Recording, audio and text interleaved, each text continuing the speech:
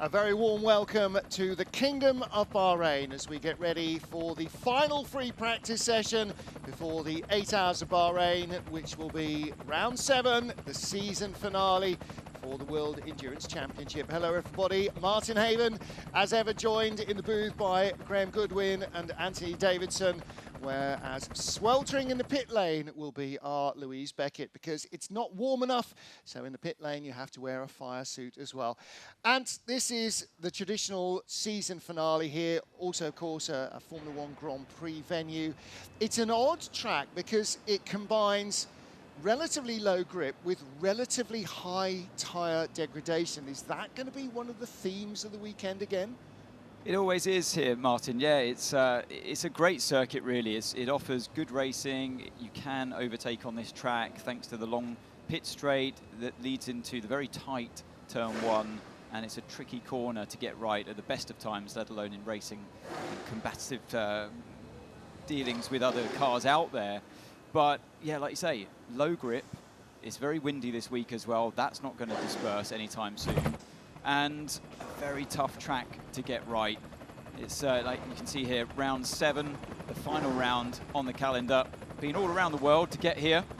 And yeah, started off in Sebring, then Portimao, round 3 in Spa. Then we had Le Mans, the centenary of course, then Monza, Fuji, our last race, and now here finally in Bahrain. And it's the 8 hours as well, so there's a lot to think about this weekend. We've had mixed weather, unbelievably, yesterday, so this is the first proper daylight running that we've had in the dry. So this session's going to be important for the teams to find a good balance. Graham Goodwin, we have 3 classes of race car here. We've got the new and now fully mature Hypercar category, LMP2 and GTE Pro Am. Next year, 2 of those will have vanished. So it's a final hurrah for a number of our teams, a number of our drivers, and 2 entire categories of race car here in Bahrain. It is amazing, isn't it? We're going to, I think, have a quick look here at this 5.4 kilometre circuit first, though. Anthony? Yeah, like you say, 5.5 kilometres, 3.3 miles, clockwise circuit, 15 corners, starting off at turn 1. I already mentioned that. The pit lane feeds into this corner, something we're going to have to be wary of in the race. Of course, no tyre blankets. That's going to be a tricky one to get through on that outlap. Then into turn 4, another pretty decent overtaking spot, because that leads out of the tricky turn 1, 2 and 3. And an important corner to get right, particularly in qualifying. Through the S's of turn 6 and 7, and then the hairpin of 8 leads you into the most difficult part of the track, turn 9 and 10. A very tight left-hand corner. You can see it flows into from turn 9, downhill braking, and then the track opens up more through 12, 13, 14, before the pretty difficult mistake generator, they call it, that final corner that leads you down to this main straight here. And it's because of that combination of turn 14, 15 and turn 1 that you can get some overtaking into this corner we're looking at on the screen. Well, Toyota Gazoo Racing, pole and victory here. WRT winning in LMP2. Team Project One, the winners in GTE Am. I was talking to Matteo Cairoli only this morning, because the car that he's racing in GTE Am here this weekend was crashed heavily in free practice yesterday. Brought out a red flag, in fact, but that is okay. So all of the cars are ready to go. Let's hear from United Autosports, though.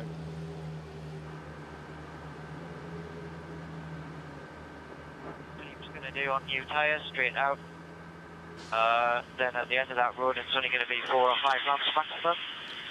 End of that road, driver change to Freddy, full tank of fuel, change to the other nose, that's number 2.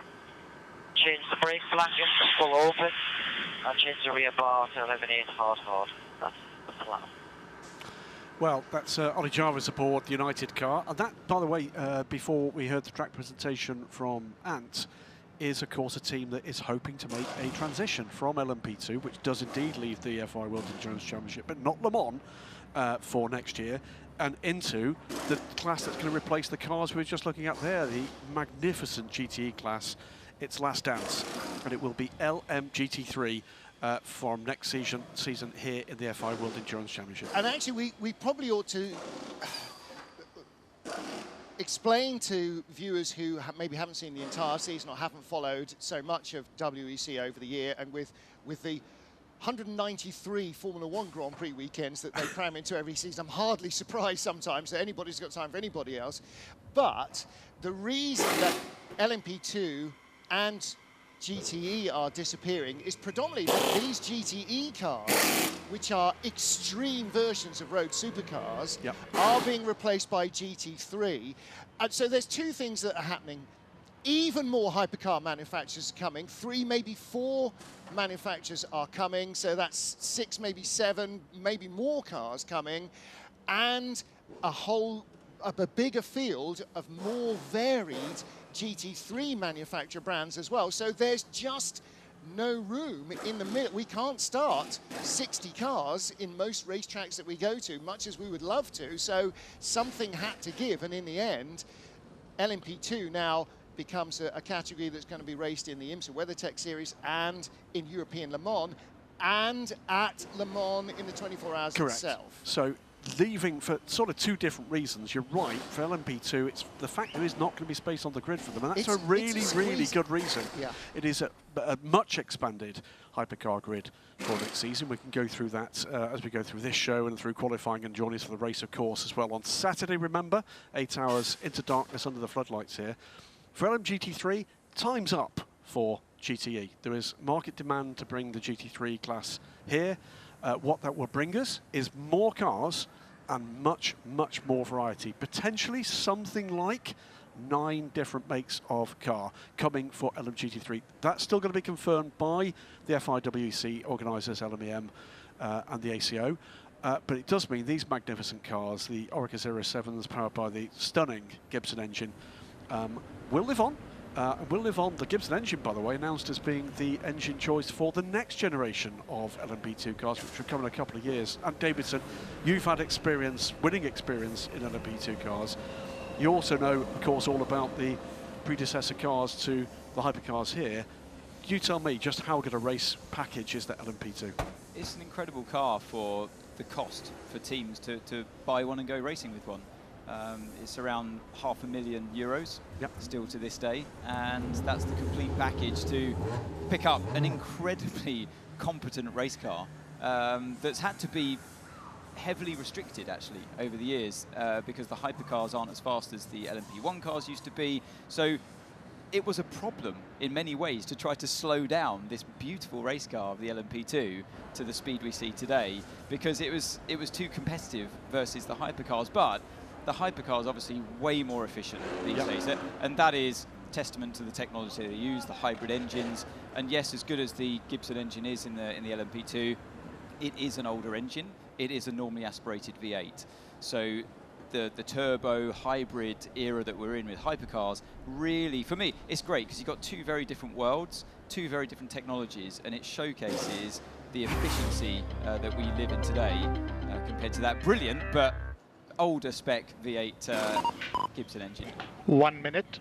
1 minute to the start of free practice 3. 1 minute to the start of the free practice 3 session. Voice of our assistant race director as the GTE cars get ready to head out for the final free practice session. Once again, please remind your drivers to respect track limits. Track limits are being monitored. Please remind your drivers the track is between the 2 white lines. It's been a magnificent era for the FIWC. This season in particular, we have seen this new hypercar class budding. 30 seconds to the start of free practice 3. But there is much more to come in a brand new era again next year. We expect something like 50-50 split. It's going to be at that or close to it, with whatever the total is going to be for seconds. The WC. Rexy, that is the car that was damaged yesterday, 10, and 9, Project One done a 8, fantastic job. Left 7, rear corner, 6, and I do have 5, film. I've got a Jeanette 4, apologising to 3, Rexy for 2, hurting him last night. 1. Pit exit is now green. Pit exit is now green.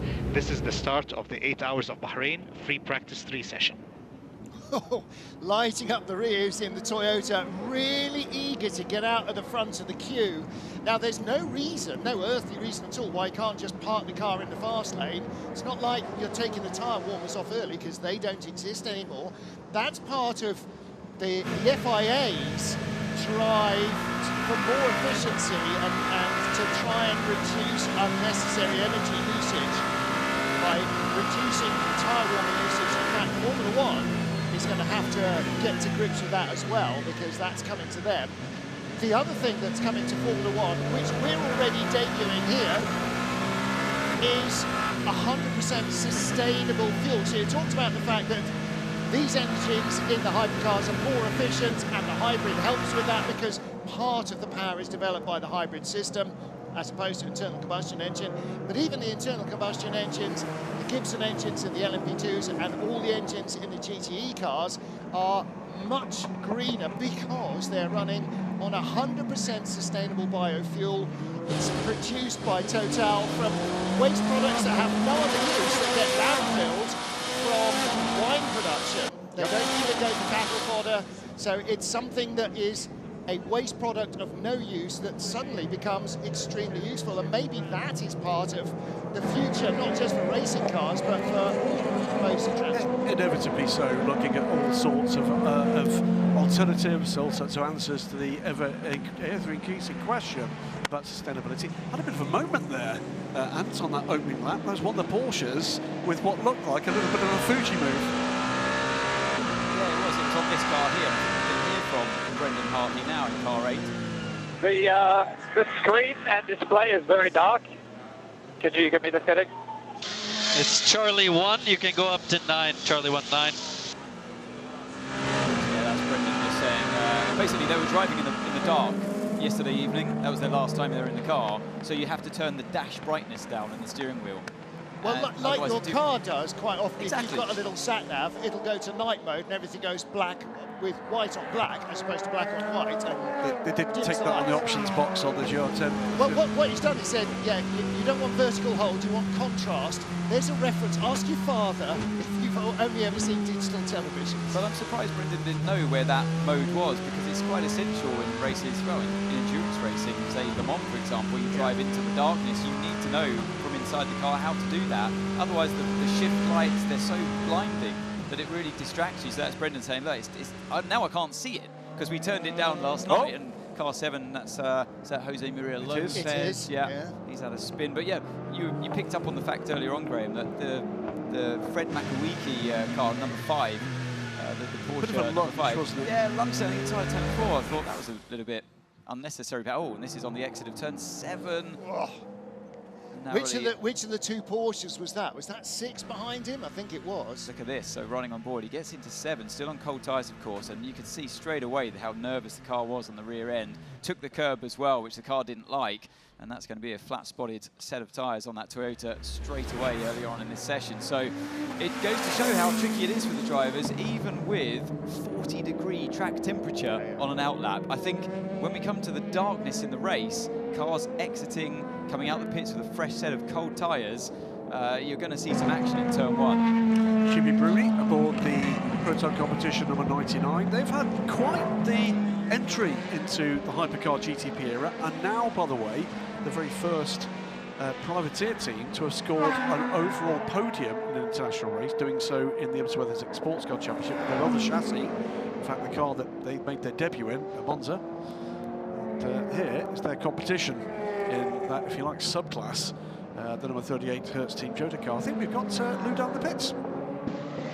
Morning, Lou. Hello there.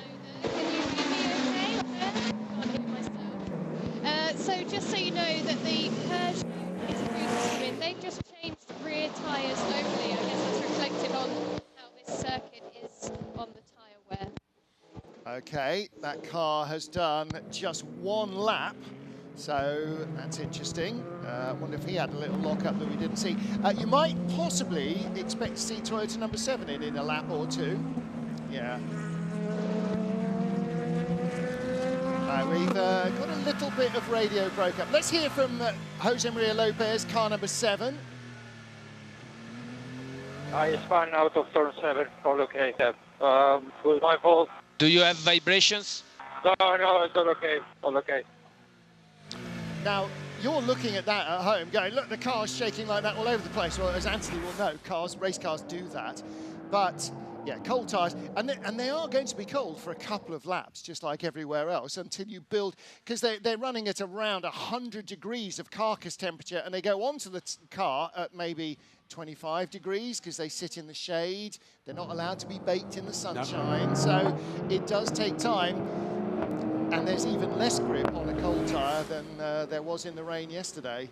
I think that was Andre Lotterer behind when that happened in car number 6. I think it was 5. It was 5, yeah. 5, 8 and 6 were in the queue behind, so actually he was within half a second of taking out his teammate. So Makawiki using all of his experience there to pretty much stop the car as his view filled with smoke as Antonio Felix da Costa watches on down at Hertz Team Jota. His last race in a hypercar. For the time being, at least. Porsche have decided that he will focus 100% on being a Porsche Formula E driver and not combine his racing operations between Formula E and World Endurance Championship. Of course, he's not a Porsche factory driver or a Porsche Penske factory driver, let's say.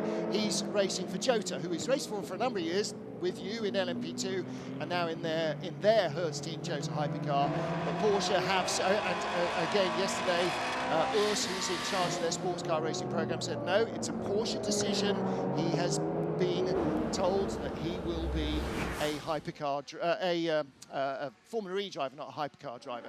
And talking of hypercar, last time we see Signatech Alpine LMP2 cars, because the next race that we see the Alpine team, they will be bringing their stunningly beautiful new hypercar. A424. It's a beautiful looking thing, and as different as that LMP2 is from the Ferrari behind it. So everything that's coming when the new Lamborghini comes, you will look at it once and go, oh, well, that's a Lamborghini. Yes. Of course it is. It looks like it's just a Lamborghini family. It's a fantastic opportunity for manufacturers to make cars look like their cars. And that's the team that will be running the Premier Iron Links squad will be running the Lamborghini hypercar effort. Just before that, we saw Team WRT's LMP2 leaving pit lane. They'll be here next week with the unmistakably BMW. Yep. It's a truly exciting era for sports car racing. Can I also just make a plea to the BMW styling department in Munich? The guys in BMW USA who helped design that hypercar have made the grille look pretty. Yes. That's all. Okay. Don't say anything more. No, because there's more hot water than I need to jump into there. But and they all do look genuinely different. I mean, there's Louise Beckett in the pits. The LMP2 cars do look different because they've all got such different liveries, but it is the same car underneath. But the hypercars, and again, the LMDH cars even, that share a common hybrid system and a lot of commonality of the powertrain, they all look different, and that's the whole thing. I mean, if you know Daytona prototypes, the opportunity was always there to make it look like your road car. The Corvette prototype looks like a Corvette in the front, and that's what hypercar's been designed to facilitate. We've already got variety, other than in LMP2, and in LMP2 the racing makes up for it, frankly, for the fact that we've got commonality of the chassis and the drivetrain for those cars. What we're going to get back to across the board in 2024 is what has, for me, always made sports car racing, one of the things that's made sports car racing special, which is we're going to have cars that look different and cars that sound different. And it's bringing people to the TV product, it's bringing people trackside, it's bringing people to ask more questions and learn more about what we all know, because we already love it, is a spectacular form of motorsport. Yeah, and I think particularly this explosion of manufacturer interest. I mean, things like the Peugeot there, that's a proper science fiction, comic book style race car. Landed from space. And by the way, while we're talking about farewells, it will be the farewell to this iteration of the 9X8, because there is a new version of this car coming, and it's very likely to feature, guess what, a rear wing. Which means less ground effect and more upper body aero. But the same values will apply. The really interesting thing about what they've done with this hypercar formula is we've moved away from the cars looking the same. Look at the Peugeot's rear wing, which doesn't exist, and look at the back of the Ferrari. They could not. How can they possibly be the same rule set? Yeah. Well, and they just have to reach the same numbers. The FIA, the ACO, and IMSA, they don't care how you make the downforce. That's the maximum, and that's the minimum, and be in that box. Exactly, yeah. They only have to fit a certain criteria of performance, and you can get there however you want. Let's listen to what Fred McElweeky's saying. Fred, 2 laps more. Other option is that you stay out and play with systems. Stopping will make tire life worse. Your call. Interesting. That's an interesting message, because they're saying if you keep coming in and out, you're going to make your tyre life worse. The tyres don't like going through that heat cycle all the time, of coming through the pits, stopping, making a setup change, going back out there with loads of marbles, the pickup on your tyres. You put them through more stress, more friction, because you're sliding around more with those marbles on. So they said you can either try and target the balance issues you have at the moment by playing with the tools inside the car. Remember, in the hypercar category, you've got lots of electronics because of the hybrid, and you can play with things like the brake bias, for example, through corner. What are you looking at here? The United Autosport getting a nice slide on the exit of turn 2. That's going to kill your exit speed all the way up the hill towards turn 4. But going back to that comment from McElweeky's engineer there, it's interesting. He said, look, you can come into the pits and make some pretty lengthy setup changes, but then risk having worse tyres because of it and have to go through that heat cycle once again. So play with the tools for now. It's up to you. Do a couple more laps trying to tune the car from inside, and you've got the roll bar. You've got the roll bar shifter as well from inside the car, which all of the hypercars have these days, which we don't often talk about, but you can stiffen the roll bars or soften them depending on how you're feeling the car's behaving at that time. And we hear this all the time, you know, heat cycle in the tyre, heat cycle, and to sort of explain it, let's imagine you're going for a 10K run. If you sit down and cool down every kilometre and then get up and start again, your legs are going to feel more tired than, perversely, if you just keep plodding along. Ask me, because I plod along a lot. But that's sort of the same. I mean, it's not, because it's a different chemical reaction, but it is sort of the same thing. If you allow your muscles to tire and then cool down, then you've got to warm them back up again to get back to where they were, and that will take you half the next kilometre, and then you're going to cool them down again, and it will, not only will it hurt more, but it will not maintain the muscle in its working area, and that's exactly what we're talking about with the tyres. Let's complete the set, by the way, of our current LMP2 teams that look set to be back with hypercar programmes next year. We had a brief look there at the number 10 from Vector Sports. That team, UK-based team, set to be the effective factory representative of the Isotta Fraschini hypercar effort. Car designed and built at Michelotto in Italy, and that car in testing and will be homologated by the end of this month. Yeah, the FIA's homologation centre, which is just across the Franco-Swiss border in Switzerland, is going to be even more super busy. So the FIA, the ACO and IMSA, the governing body of US sports car racing, from which the LMDH rule set has sort of converged with Hypercar, Le Mans Hypercar, they all have to approve everything. All together. It has to be across this network of 3 governing bodies. Now, the rule sets are very clear. The measurements, the finite analysis is done by the FIA's homologation centre in Switzerland. But, again, it's not, oh yeah, we can do that on Wednesday, done. It's a long build-up process. Again, talking to Porsche yesterday, they were talking about having learned things running the 963 already that they now need to update for safety or for longevity reasons. They've already started on the homologation process of new sensors and a couple of new other bits and pieces. Nothing fantastically major, but there's probably a dozen little tweaks that they need to do to the car to really get it in the window where it needs to be. And that process being started. Build process and ordering from outside suppliers has been started, even though the homologation hasn't happened, because when homologation happens, when the rubber stamp goes on the piece of paper, they need to have all the parts available to all the teams, and that's one of the things that Porsche has that Ferrari doesn't, Lamborghini doesn't, and so on, is that there are already customer cars running, and the deal is, with homologation, that all cars must be the same. So if there are 8 Porsches or 10 Porsches, they must all be running to exactly the same spec by law. You can't have the factory cars, quote, having better stuff and then just dribbling it out to the others. If it's homologated, it must be available. So there's all these other little wrinkles going into the system. A couple of things, really. This is practice 3, the final practice session. We're back with qualifying live at 4:15 our time here in Bahrain.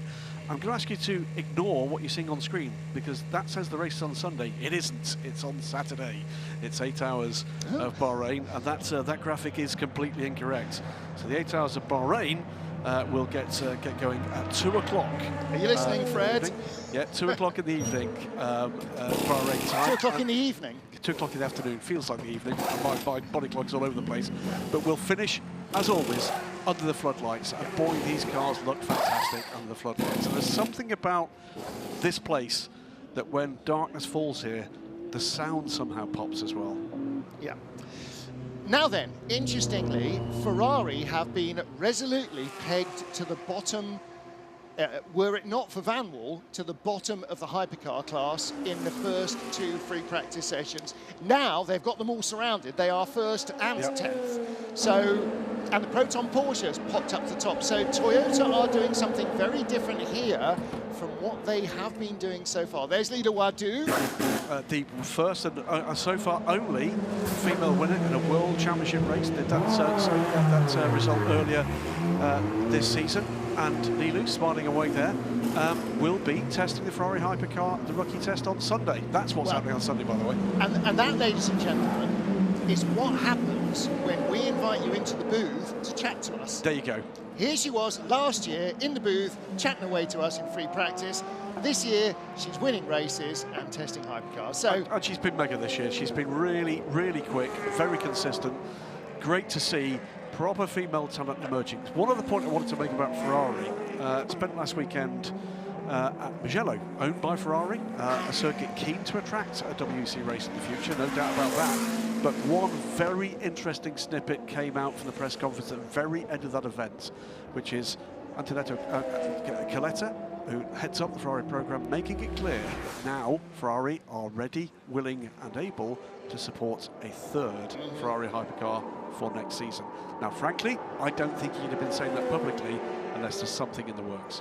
Now, that would not be a further factory car. Yep. It would be a privateer car supported by Ferrari. So we now start to play the, ooh, I wonder who's close enough to the family that they might run a car game. What it is unlikely to be is a car run in the IMSA WeatherTech series, because... No, it's not. Oh, is it not unlikely? It's a WC car if it's going to be if it's well, that's what I said. What it's unlikely to be is a car in the IMSA WeatherTech. I thought you said, like, my apologies, I misheard. I was too busy congratulating the team on changing the caption so quickly. So, friends of the family. And by the way, while we're talking about it, full access on YouTube. Well, that doesn't mean that you can see the whole of this on YouTube. You can see the whole of this on YouTube. It's our full access. It's our fly-on-the-wall look behind the scenes of each of the race weekends. And no matter how much we waffle on the telly, we only give you a tiny little overview of some teams' races. I have to say, in my travels around sports car racing, far beyond the FIA World Endurance Championship, I've got to say congratulations to the full access team, because that has become quite the talking point amongst people in the wider sport industry. And if you are fond of a look behind the scenes, honestly, I think there's few products out there in any form of motorsport that are better. Well, we watch it and we go, oh, that's what happened. To find out what's going on. Oh, exactly right, because we're never party to the in the garage, on the pit wall, behind the scenes. I mean, right from the very beginning in Sebring, right at the end of qualifying, when Ferrari had grabbed pole, we were lucky we had a live broadcast camera with the Toyota guys, and they were all just going, what the heck happened there? What? Yeah. What happened? What? And they're going, what? That was the best lap I had. And And that's the sort of content that so rarely gets in broadcast, but a lot of which goes into the full access programs. If you haven't seen them, they're all archived. Go to the WEC website or the WEC YouTube channel, and you can catch up with all of those and any of the races you've missed in full length. So there's Le Mans and all the others there waiting for the winter, so you can sit down with your mince pies and bore the family with endurance racing. So if you want to listen to Martin Haven for 24 hours straight... People do that! I mean, God, no, you would struggle to convince Mrs. Haven that that's a possibility. It's a very niche audience, Martin. Come on. Just wanted to say, by the way, as the Jota car got underway, we saw just briefly the Northwest AMR badged but Heart of Racing now entered Aston Martin Vantage GTE. And we have missed, because we've had the gap between races, the other really exciting piece of news about Hypercar, and that is finally confirmation that Aston Martin are coming, not next year, but the year after, with the LMH version of the Valkyrie, and that is going to be under the Heart of Racing banner. That is truly fantastic. When I saw that, that's an astonishing story, because I haven't covered the WeatherTech series for a long while closely. Heart of Racing is a name that I know of, yes, but it's not a Penske or a Ganassi Racing. And then they arrived at Spa because Paul Dall'Anna, who's been Northwest AMR in the 98 car for so many successful years, I mean, with championship wins and multiple race wins, the most successful single GTE team in the history of GTE Am, but just for business reasons, personal reasons, just had at the very last minute to go, sorry, can't do it. Yep. And so Northwest AMR came in, and then suddenly Northwest AMR is the team that will run the Valkyrie. Heart of Racing, yeah, because that's how it'll be rebranded next year. So Heart of Racing will be running the Valkyrie in 2025. I mean, and the Valkyrie was part of the original group of manufacturer cars around which the Hypercar rule set was swirling, which is why these cars are originally going to be 1,000 horsepower cars, because it's a 960 horsepower, whatever it is, road car. So, well, standing next to us, Ant Davis, I rate Ant's ability as someone who can explain the sometimes unexplainable in engineering terms. It's a road car. It's an extreme road car. How tough a job have they got to balance something like that with something like that? Well, I think the Valkyrie is the reason we have the Hypercar rules in place, because it was written to accept and allow road cars, very, very good road cars like the Valkyrie, to be modified subtly to go racing. That's what the Hypercar category is all about. Yeah. And you know, we have a good mix of cars here now because of that, and eventually we'll attract more cars. So for a while, the Valkyrie, you know, they made noises that they wanted to run it, so the Hypercar rules were written, and then it kind of died down a bit, and then it's come back. So, this three-way fight here, that was a bit of contact, wasn't it? That was Ferrari on Ferrari action, yes. So this is quite common here on the Exeter Turn 4. You do get this sandwich effect by 3 into 1. So the LMP2 car's obviously faster than the GT, and then the Hypercar's faster than all three of them next in that corner, and you can run into problems. So this is something we have to look out for come race day on Saturday. The problem there is that the minimum speed of all of them is about the same. In fact, I noticed earlier on, there's that little contact on Alessandro Pierguidi's Ferrari. Noticed earlier on that as the Ferrari came down into the final corner, it was almost hit from behind by a GTE Ferrari who's got a later braking point, but also the same minimum corner speed. So, you know, they're all getting... And again, the caddy gets pinched a little by the Prema LMP2 car. Just a final road car to race car thing. Of course, when you're in Mugello, it was announced that you can buy. It's a road car. You can't buy. You can rent. No, you can buy. Yeah, but you can't keep it. Yes, you can. They'll run it for you. No, yeah, you can keep it. Yeah, but they'll run it for you. Yes, you can't run it yourself. Yeah. Anyway, the long and the short of it is, it's too late, everybody, because Ferrari announced that you can buy for €4.5 million.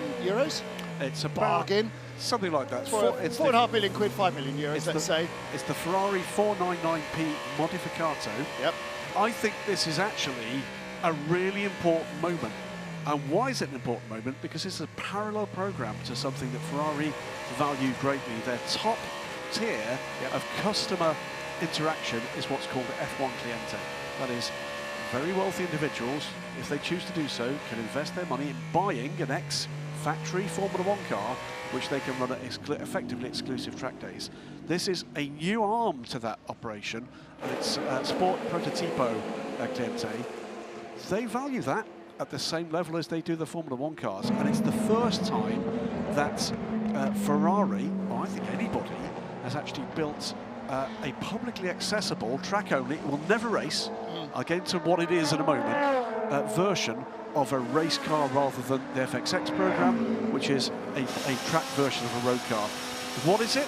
It looks exactly like this car, precisely the same as this car. There are 3 differences. It's got different damper suspension setup.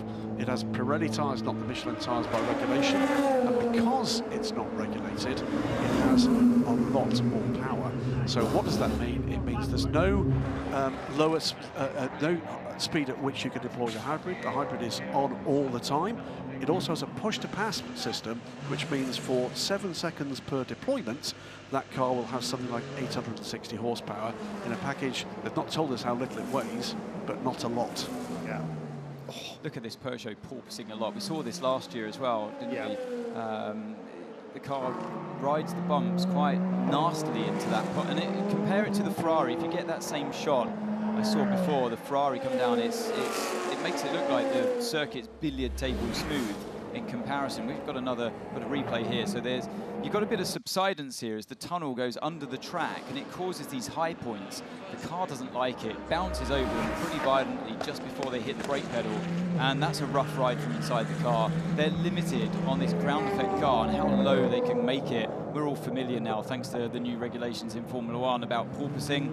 We know what it's all about, and that car seems to suffer more than others, particularly around this circuit, thanks to the bumps. It's never been resurfaced, this track. It's the same original surface from 2004, so yes, it's got a bit of character these days, and which I like. You know, it's very porous. The circuit's opened up, and that creates a lot of tyre wear and also takes away your grip. So the lowest grip circuit on the calendar with the oldest surface, and those bumps are starting to appear, and it doesn't suit the Peugeot particularly well. I was going to mention, by the way, one of the other goodbyes is to one of their drivers, Gustavo Menezes' final race as a Peugeot factory driver here. This time last year, a couple of days on from this time last year, he was skydiving onto this circuit for a Peugeot TV commercial. There he is, Gus. And rather bizarrely, first met Gus here in Bahrain. He had his first test in for Alpine, where he had great success in LMP2. Here at the test, the Monday after the rookie test. So I know he is in discussions about being back, but not with Peugeot. Good luck to him with that. I think it'll be Stoffel van Dorn next year.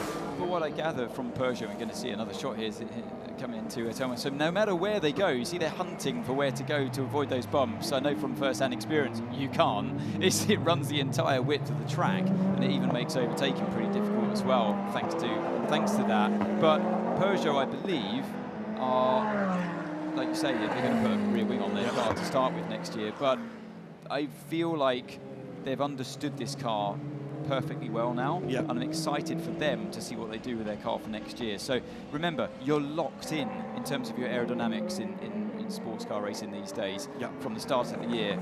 You have BOP, which constantly gets readjusted throughout the season, but it's not the same as working out your aerodynamic inefficiencies and problems with the car. That's locked in from word go. Trouble there for the... Is that the 88, the teal car? The 77, it's the blue car. I was going to say, by the way, we did get a great shot for head-on with the Peugeot, but also then, as we see the 77 car going off-circuit and rejoining, we also got a shot of the Proton car behind, recovering that porpoising much more quickly. Yeah, the Ferrari, for me, looks the best one over the bump. The Toyota's pretty good as well, as you should imagine. But yeah, certainly there's some other cars out there like the Peugeot that are suffering more, and I mean, that's just a straight line, it's just a comfort thing. But there are bumps elsewhere on the track within a cornering sequence, like turn 6 and 7, for example, where that's going to be a much rougher ride and actually impact the balance of your car. Philip Jeanette climbing out to the car, Rexy, the number 56 Project 1 AO racing car, is PJ Hyatt, the bronze ranked driver here climbing aboard. I'm sure Gunnar has had a long chat with Rexy and apologised for his misdemeanour yesterday. You see at the top there, the Trumas tube getting connected, so that's a vital piece of apparatus for the drivers this weekend, being so hot here in Bahrain. And yeah, it's great to see drivers helping one another in the driver change in GTs. You don't really get that in the closer confined cockpits of the hypercars and the LMP2s. You have a dedicated driver helper to help with the pit stops between drivers. Yeah, their first race together was here last year, Gunnar Jeanette and PJ Hyatt in World Endurance together. Rahul Frey, we see you, you see us. Ah, by the way, for fans of Pink, and I know there are many, many, many of them, keep a look online for the Iron Dames collection. Yes, finally, after 2 years, there is merchandise coming. I know there will be a lot of young fans that want pink hats and pink t-shirts and everything else. You can see there in the white logos on the car, there's Michelle Gatting, which means that Sarah Bovey is behind the wheel by process of elimination. The Iron Dames collection is coming. It's been a long time coming, but it is coming. Louise Beckett is in the pit lane. Louise?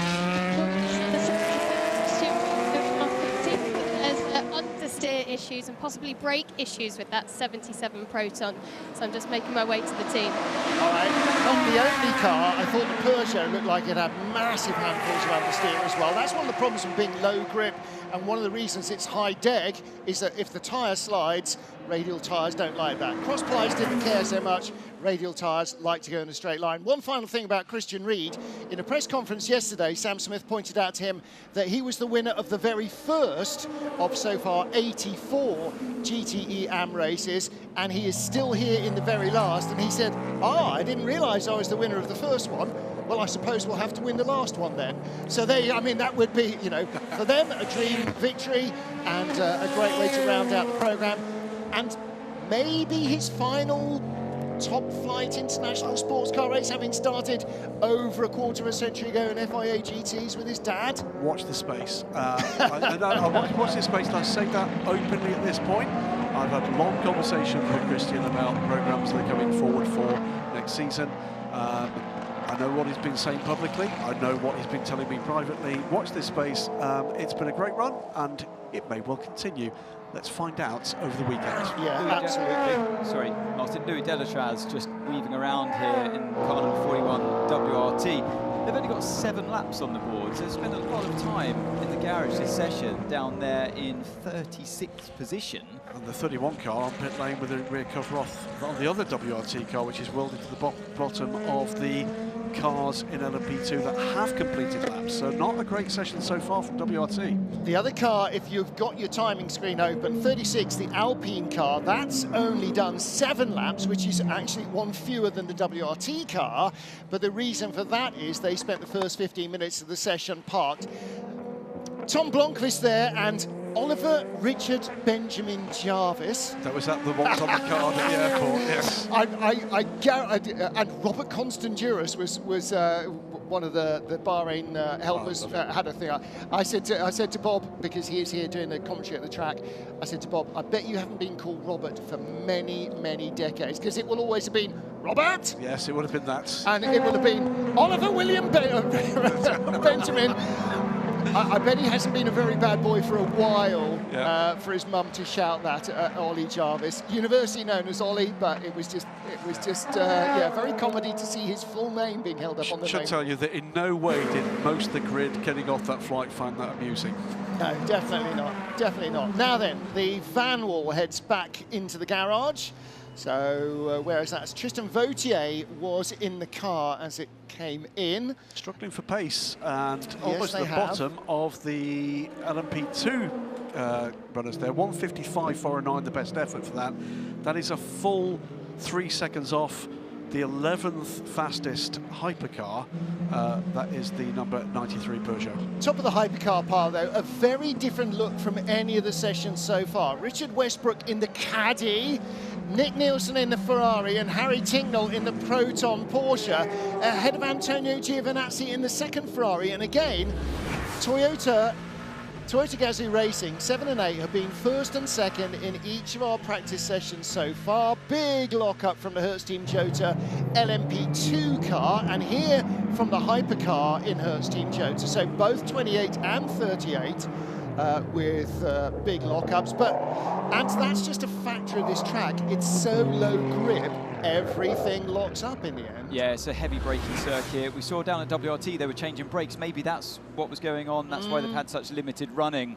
So you saw the brake discs. You saw the brake discs on the garage floor. So I think that's what was going on.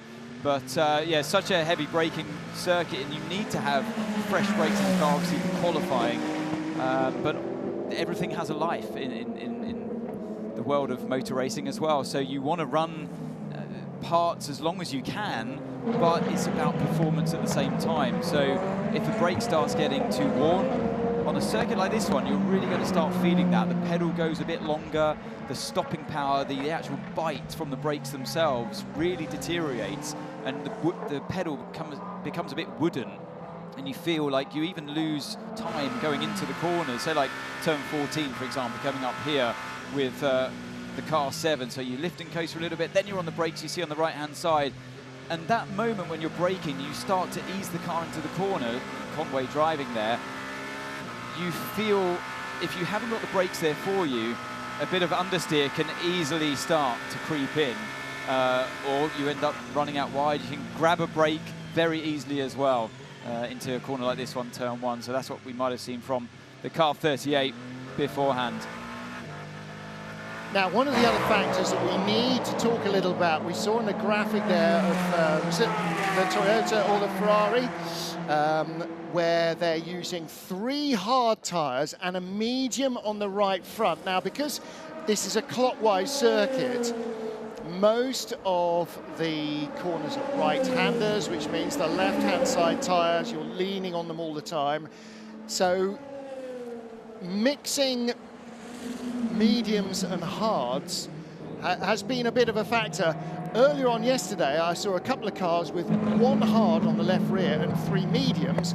Now we're seeing everybody edging to either full hards or maybe trying a medium on the right front, which is the tyre that effectively does least work. So there's still, I mean, for all the years that Toyota have come here with various different iterations of their LMP1, Hypercar, whatever, there's still everybody trying to fumble around to find out what works best this week, not last year or the year before or the year before. So it's still a process of constantly trying to improve. Well, it's because of the lack of tyre warmers now. So they're having to run softer compound tyres than they would realistically want to run, because those first couple of laps are so important to them. So if you can get away with a couple of the tyres being harder, then that's going to serve you well through the length of the race. But every time you exit the pit lane, we've already seen one of the Toyotas spin on an outlap in 40-degree track temperature. That's how critical it is. You can lose tens of seconds worth of lap time just in 2 or 3 laps. So, you know, take Spa. We had that race earlier in the year, for example. It's a circuit that traditionally you run a very hard compound tyre and construction because of the nature of the circuit. High-speed corners puts a lot of energy through the shoulder of the tyre in cornering. So you want to run a harder tyre, but it was only 6 degrees ambient temperature this year. So they were forced to run the soft tyre, which isn't a very good tyre for Spa. You want a harder construct, but only when it's up to temperature. But because the first couple of laps were so critical, Toyota threw away a car in qualifying, crashed at the top of Eau Rouge because of it. The warm-up's so critical, you need to run a softer tyre. But if you can just run 1 or 2 on different certain corners of the car, a soft tyre on, say, like the right front, for example, the one that might take longest to warm up, you have to do that. So this circuit's another one where it pushes you to slightly harder compounds, but you don't want to because the warm-up is such an issue today. Well, another factor is that, unlike in Formula 1, you can't just throw tyres at the car. No. You don't have enough tyres to be able to change them every time you fill up. So you have to double stint your tyres, which means they have to be more durable, which tends to mean a harder construction is required as well. Again, little bit of a moment there. That's the 83A, of course, a Ferrari. That's Lewis Perez compact. Yeah. That was, yeah, very, very sideways. second fastest car in the GTE Am class. Let's have a little look down our order as we watch the cars. Cadillac, you're looking at the blue #2 car there, fastest from the 50 Ferrari, the 99 Proton. Porsche, that's the white, red and blue WeatherTech car. Then the 51, of course, a Ferrari, so 2 factory Ferraris in the top 4 for the first time all weekend. Then the best of Peugeots is 5th, a little bit of a gesticulation. Who's that from? Richard Westbrook, using a degree of hand signalage at the car in front of him, and also, I think, trying to reconnect. That's the cooling hose on the top of the helmet that has come loose. Is he going to come into the pits? Because he might be detaching that coming up to a pit stop. Yeah, I suspected on the way down towards that car, it wasn't gesticulating to the GT car, he was actually just pulling disconnecting. the helmet hose. Yeah, because they've got that driver cooling at Cadillac, which is very much needed on a day like today in Bahrain. So Peugeot 5th fastest, the 2 Penske Motorsport cars, the Porsches 6th and 7th, then the 2 Toyotas 8th and 9th, and Hertz Team Jota ahead of the 2nd Peugeot. Then in LMP2, United Autosports 1st from Prema's #9 car and the Jota 28 car, United's #22 car, 4th quickest ahead of Vector Sport in their final race in LMP2 in World Endurance. And in 6th position, Prema Racing. And in the GTE Am category, look at the selection. Yeah, seems to be a bit of universal. I still haven't got a reading from the Proton car, actually. Yes, they even have a reading from the Cadillac, but almost everybody on hards. And then when you get into the GTE Ams, you can see both Aston Martins, D-Station and Northwest AMR, on mediums all round, but everybody else on hards. And that's a factor of what the cars do to their tyres. Let's catch up with Louise Beckett and Robin Frines. Robin Frines, there's been a lot of work on both the WRTs during this session. What's been happening on the 31 and maybe 41, if you can tell us? So far, I only know what's happening on 31, obviously. We are testing different things for only long-run specifications.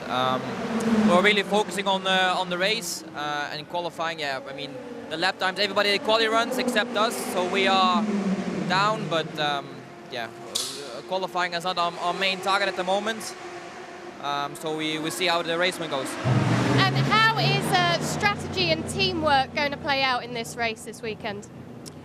Well, I think we just need to be competitive first to be in the mix of the front runners, and then we see where we are. You know, if we are, the plan is obviously to lead the race, and if we lead the race, everything is fine.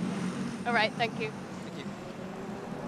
So WRT traditionally very quick around this track, and Robin Frines as well, behind the wheel of that 31 car we see on screen. Yeah, like he said, they're down there in the timesheets at the moment, down in 22nd position and second to last in the LMP2 category, but they haven't done the qualifying run. So that's a good bit of information there that he gave away. It's hard for us to know who's done the quality run, dropped the fuel, new tyres on, and who hasn't. So expect them to race up the order in the next session we have, which is qualifying. Just another reminder, remember it's 16:15, 4:15 local time here for the 3 qualifying sessions, one after the other. 13:15 Greenwich Mean Time for those of you who are not on our own time zone. Okay, and then tomorrow 2 p.m. Is the start local time of the race, and Martin is now going to convert that for me. That is 1100 GMT, that is 0400 Eastern, the O standing for, oh really, they're starting a race at this time of day? Yeah. Little loop round for the 21 Ferrari, and that is Frank de Zotto. Is that I think a 4th bronze driver in that car for this season. What I was actually going to say, by the way, there's something else we're going to be farewelling at the end of this race meeting, and that's the current qualifying format. I was just about to get there, actually, because in qualifying today for the final time, we will have qualifying for Hypercar, qualifying for LMP2, and qualifying for GTE in the opposite order, but reading from the top of the page. Whereas next year, we'll have qualifying for Hypercar and GT3 and Hyperpole. And yeah, they 3 years ago they trialled Hypercar pole. No, we've not done Hyperpole. In Le Mans? Yeah, it was 3 years ago. It was the first year of COVID. It was the first year of COVID, and immediately we went, oh yes, we need this, this is great, this is great. Which with 4 categories was hard, with 3 categories is hard, but next year when we've only got 2 categories, they are going to bring in Hyperpole. That will be for the top 6 cars in each class, single lap, all or nothing, win it or bin it.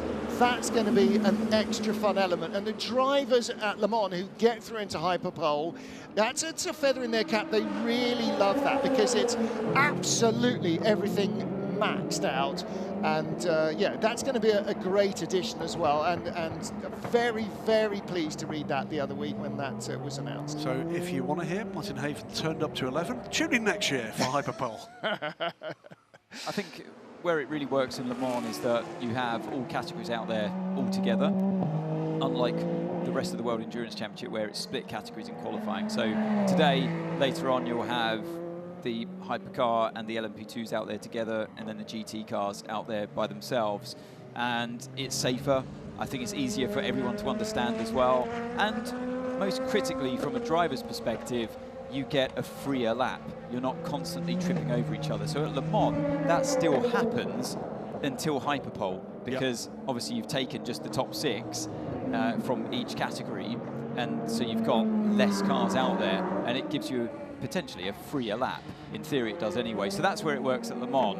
But here, of course, you'll only have those 2 categories because we haven't got the LMP2 cars with us, unfortunately, next year, like we said at the top there of the show, Graham, because of an extended field with the Hypercars and the GT3 cars as we'll have next year. So I think it gives us a little bit more time to play around with qualifying as well. But for me, it's got, from a driver's point of view, more importance at Le Mans than it does for the remainder of the WEC. I do something I think I've only ever done twice before. I'm going to correct you, because it is not a mixed session between P2 and Hypercar. We've got 3 sessions of qualifying. So we are going to have split classes. Pretty deep classes here, you know, with 12 Hypercars, with 11 LMP2s, and with 13 of these magnificent GTE cars. 2 classes together there. It doesn't include a GTE. I'm going to miss LMP2 in this championship, without a shadow of doubt. It's been fantastic servants for the WEC. Will say, by the way, you mentioned earlier that because of the switches we've seen in the top class, that the LMP2 cars have been sort of dialed back a little bit. Next year in the European Le Mans Series, they're dialed back up again, which is great stuff. Not quite to full rich, but we are going to see those cars more or less as the maker intended. So at the moment, just to reiterate that, they're running essentially on Le Mans downforce. Correct, but with less power as well. And less power. Yes. So, you know, they're slippery cars. So I was speaking with Danny Fiat at breakfast this morning. He was saying, yeah, you know, it's a challenging car to drive these days. And in hypercars, you've now got more grip than the LMP2s. That's a failed in Sunday, did you not feel the LMP2? Oh, they're so much harder to drive now. Unlike when you were in them 2 years ago, matey boy. Yeah, when they were easy. Well, no, he had driven them as well last year, so of course. He's comparing to how they used to be from his own experience as well. So, you know, they're even slower today than they were last year. They keep taking away the power because fundamentally it's such an amazing car. They're too good. Yeah, it's too good. And so when they run on the old sprint package, I guess they're going to be dusting all of those off to run them in ALMS and ELMS. Adventures in braking here, not quite. That looks like it might be a Ferrari tyre. Well, that's it is. It's a 21. That's Frank Desertos. There he goes. So it's because of that spin, he's created loads of flat spots. He's not enjoyed this replay, is he, very much? But good to have Frank back. He did a full season, I think, last year in the FIA World Endurance Championship. But good to have him back with us. And Alan Harty, the Amani driver. We're not too far from home here for him. Very important race indeed for him. And this, remember, is the first time we've had not just an Amani driver for the full season, but an Amani branded team. This car, the number 86 GR Racing car, you can see it's a new livery for this race, a farewell livery, and across the wheel covers front and rear in gold, the word farewell, GR Racing. Not sure there's going to be space for them next year. They do have plans. They'll be talking about that in the coming days and weeks, but they've been great servants to it. This is the ORT by TF car in the hands of Charlie Eastwood at the moment. No mistaking that bright orange Aston Martin. And by the way, as we're listening to what's going on with the 51, I'll come back to the Aston Martin point in a moment. James Collado. First thing is, going into T13, there's absolutely no brake efficiency at all. It's like zero regen. Really bad today. Yeah, unfortunately that's correct, man. We had to do that for the diff integral there. Brake regen.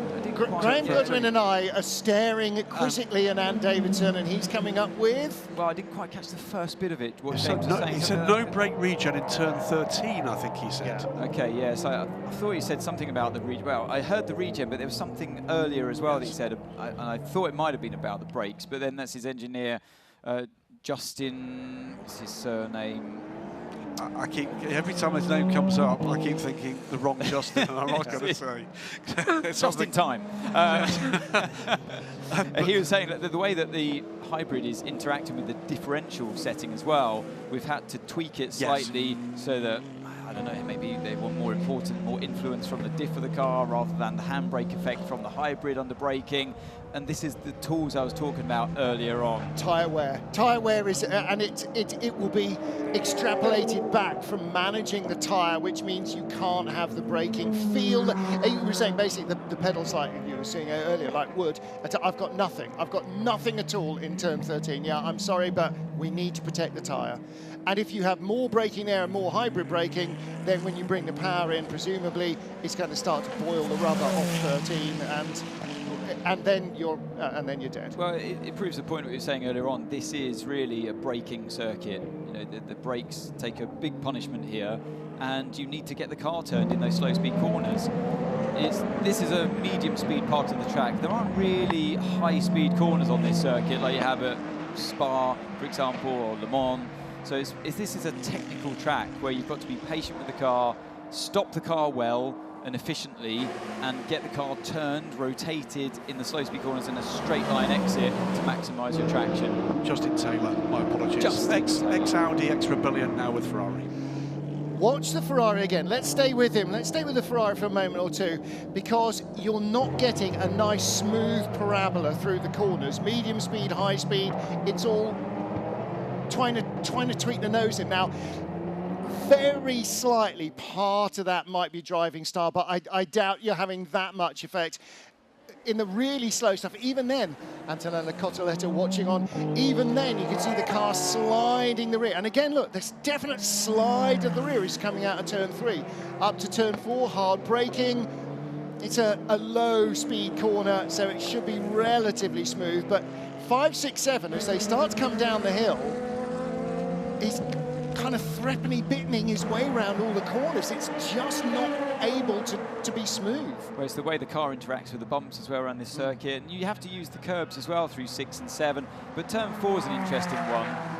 It's relatively slow speed, but it drops away on the exit. It goes severely downhill, which the camera doesn't really pick up, and it's cambered as well in negative camber, so the rear always wants to go light on the exit of that one. And remember, these cars don't have four-wheel drive all the time as well. It only kicks in at a certain speed, 150 kilometers an hour or 190 kilometers an hour, depending on which car you're in, either the Peugeot or basically the rest of them. So the Peugeot has a slightly earlier deployment. The Ferrari speed. Tota, yeah, the LMH cars. So at that kind of speed range in turn 4, you don't have deployment of the battery. So therefore, you don't have four-wheel drive. Later on, say like turn 11 exit, later on the exit of 11 through turn 12 as well, you will have a true four-wheel drive car, and you really feel the balance get better in those hybrid vehicles when that happens. And it's worth pointing out that it is only Le Mans hybrid. Oh, there's the door open on the van wall. Tristan Vautier, we saw it coming back into the pits, and the door is open again. It's always a catch, isn't it? Yeah, so that's Esteban Guerrieri who's taken it back out. Yeah, there is a catch in that one. So, team manager car 4, or the driver closes the door, or you bring in the car immediately. Seems team reasonable. Manager car 4, or the driver closes the door, or you bring in the car immediately. There's your choices. Just to point out, it's only the Toyota and the Ferrari that have hybrid operating on the front axle. None of the LMDH cars do. Theirs operate on the rear axle, so that's all of the Porsche 963s. Hold on, I'm just going to stop you there, Martin. Yeah. You're not supposed to do that either. That was in clear daylight, a driver loosening their seatbelt. That is a major fine. That's so we could get to the door, I'm sure, but either way, that's not going to be viewed very well. I want to just interject before we come to the end of this show. We've got a non-hybrid hypercar on track at the moment. It's not doing particularly well in the order. 19th quickest at the moment. Spangarelli at the wheel. It's still a 154.512. To say one other farewell, and it's to a team and a team owner that are not here this weekend, and it is Jim Glickenhaus and the Scuderia Cameron Glickenhaus effort with their magnificent 3-year efforts in the World Endurance Championship and at Le Mans with the record they've had. They've called time. There's a backstory here that we'll not get to in this broadcast. Amazing stuff from them, from a little team that could and did. 63 car as off track there. Danny Fiat. An amazing story for them at Le Mans, making the podium. 6 entries to Le Mans over 3 years, 2 cars each for 3 years, and never finished out, well, number one, never retired, and never finished outside the top 10. Amazing stuff. Jim and Jesse Glickenhaus, if you're listening in, we miss you here, and we're going to be very sorry that you're not going to be back next season, if that proves to be the case. You know, you were trailblazers for what we're now enjoying. And they're now focusing, actually, bizarrely, on being a bigger road car constructor. Here's the door popping open over the bumps. There you go. And Esteban Guerrieri had to loosen the belts to try and close it, but they said, OK, come into the pits anyway. And as Guerrieri gets out, just to segue into your story about Glickenhaus, Graham, that was Ryan Briscoe getting into the car, and Briscoe's at the Absolutely wheel now. right. One of the drivers from Glickenhaus, and now because that program's not there, drivers like Ryan suffer and have nowhere to go. There's nowhere to go there. That was a bit of a late move from car 35, wasn't it? Who's at the wheel of that one? It's Memo Rojas. Yeah. Phil Hansen did well to avoid it. Very well. But when you're coming down there, it's like when you're on a motorway and you can see a car coming up behind a truck and you go, he's going to make a move, isn't he? And yep. you have to be ready for it, and Phil was. And Phil, by the way, the latest driver to confirm that he will be stepping into a top-class car. Not for the moment confirmed in a car in the FIA World Endurance Championship, but will be moving to a privateer Porsche, JDC Miller Motorsports in the IMSA Championship next year for the endurance races. That's great news for him with LMP2 going away. A couple of minutes left in the final free practice session, so the last hurrah, getting everything sorted out for qualifying, which comes up, Graham, at 16:15. 16:50 local time. So the other thing to mention that before we go is that there is a rookie test here. Yes. And in the WRT garage will be a very recognisable face. Already a winner at Le Mans on a 500cc motorcycle, already a winner at Le Mans in a GT3 BMW. Valentino Rossi arrives today. He'll be in a car for WRT in the rookie test, along with Charles Weerts, who is the young son of the W in WRT. WRT is not 2 V's for Vincent Vos. It's not his team.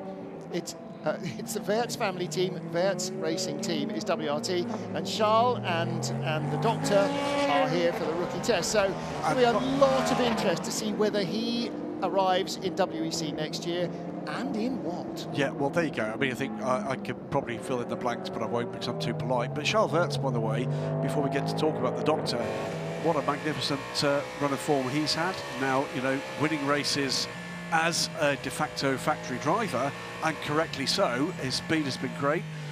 Valentino Rossi somehow just seemed to click mid-season.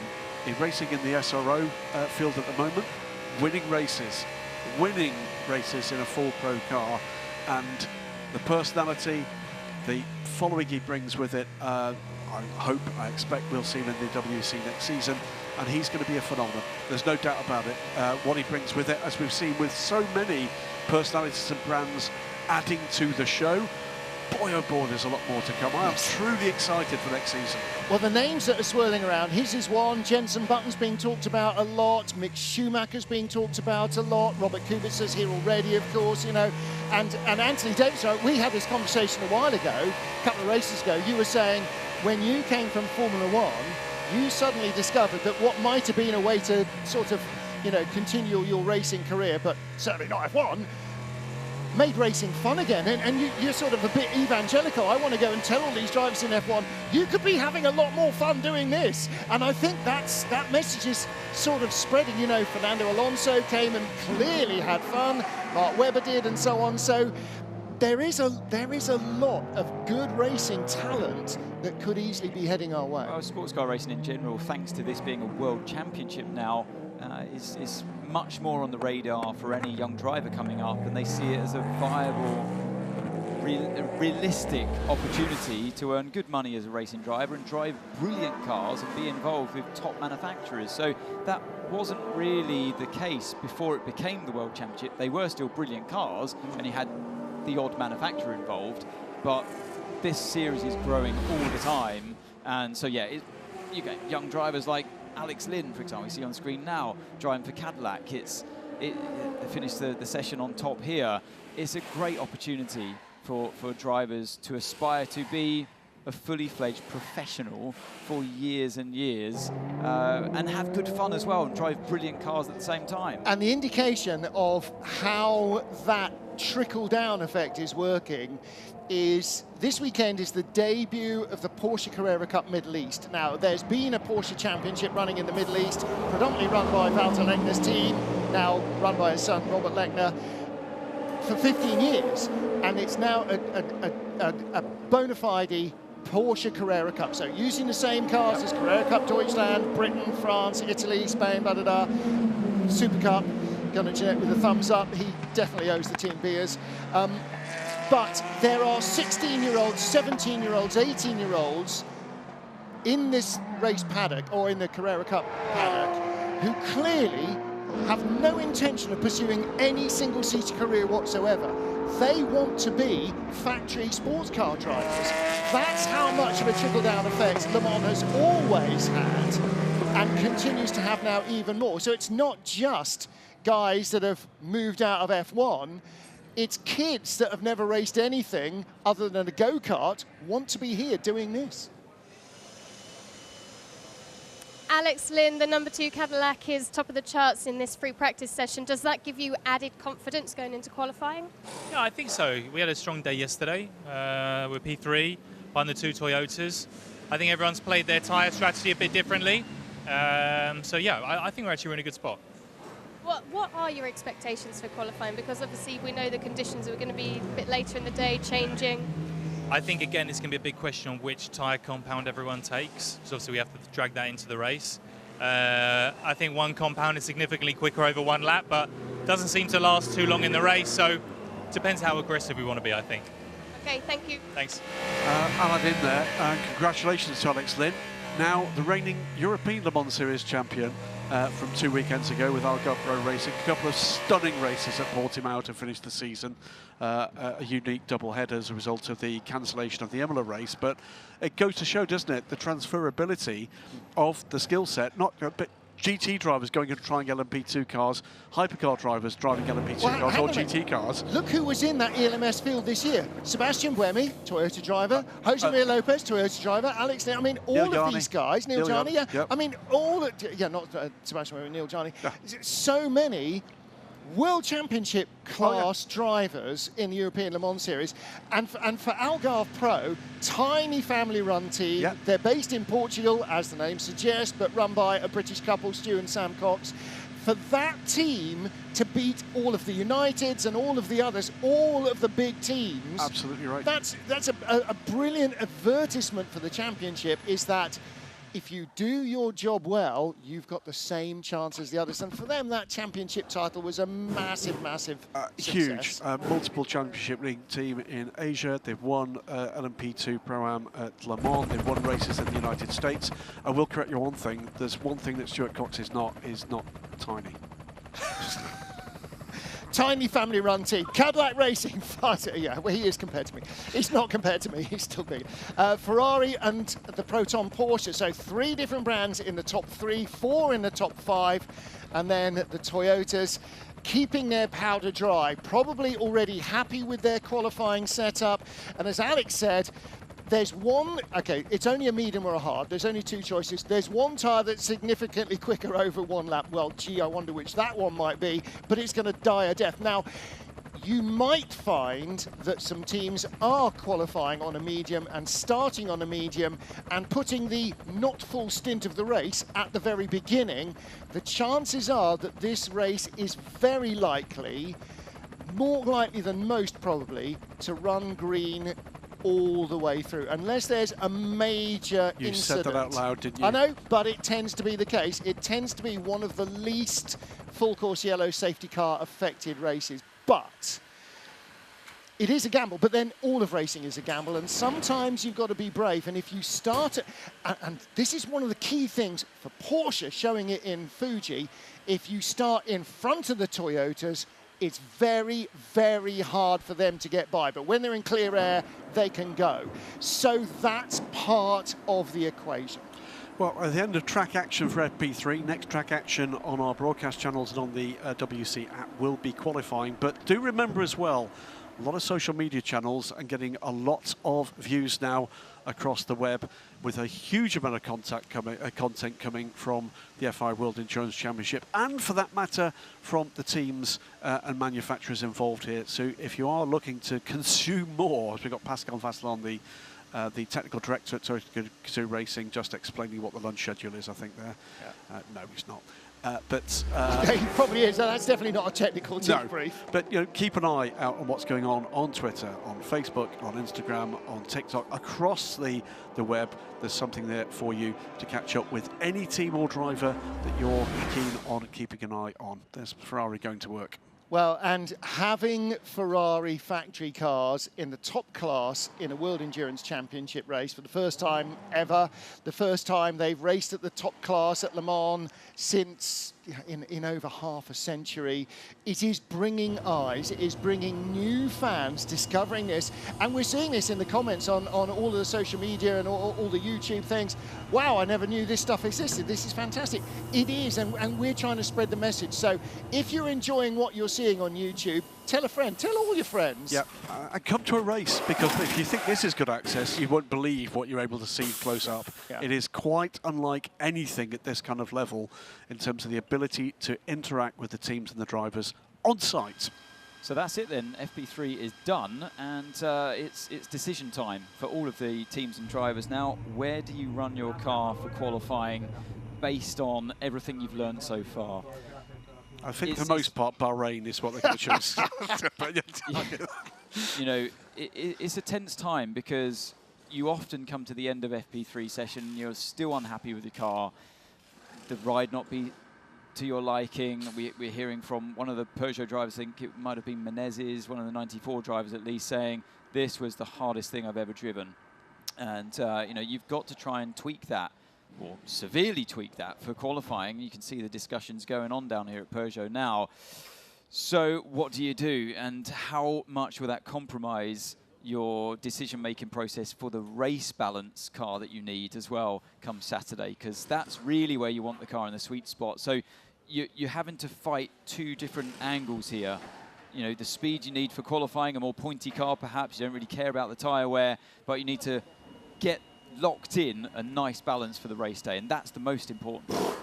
So we're going to discover who does what. 16:15 local, and that is 13:15 Greenwich Mean Time. We're on air 5 minutes before the session starts. So 13:10 GMT, 16:10 here in Bahrain. We'll see you then. Till then, from Lewis Beckett, Graham Goodwin, Martin Haven. Bye for now. We'll see you for qualifying.